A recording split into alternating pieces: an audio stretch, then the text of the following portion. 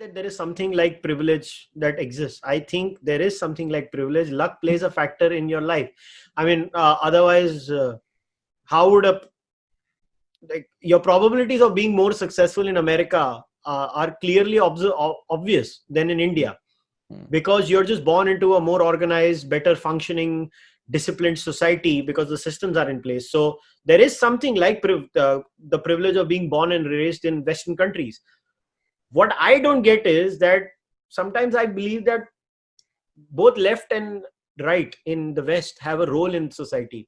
The left plays a very good role in identifying hierarchies and reminding society, look, this is getting too rigid. Right. Hierarchies are there. Like Nicholas Kostakis has written a brilliant book called The Blueprint, if I remember the name correctly, where he has shown what is the ideal way of living this living life, and he has used shipwrecks as an example. And how he shows when the hierarchies became very rigid, the shipwrecks got destroyed.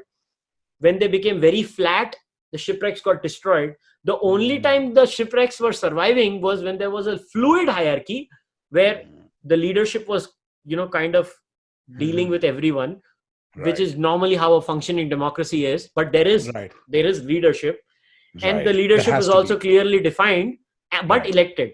So that it's very interesting how he shows. So what I think is happening is that the left is very good at pointing flaws in society. Yahan pe problem hai, yahan pe problem hai, yahan pe problem hai.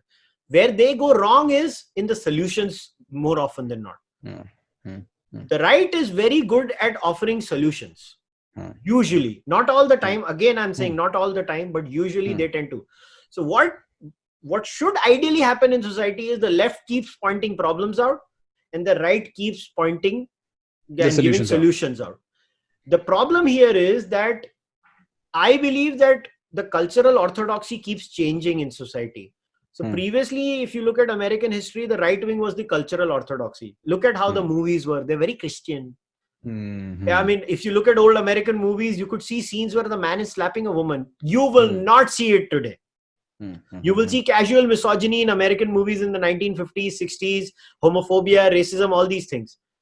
That time, there was this ultra-orthodox, conservative, religious, bigoted orthodoxy that was controlling the narrative.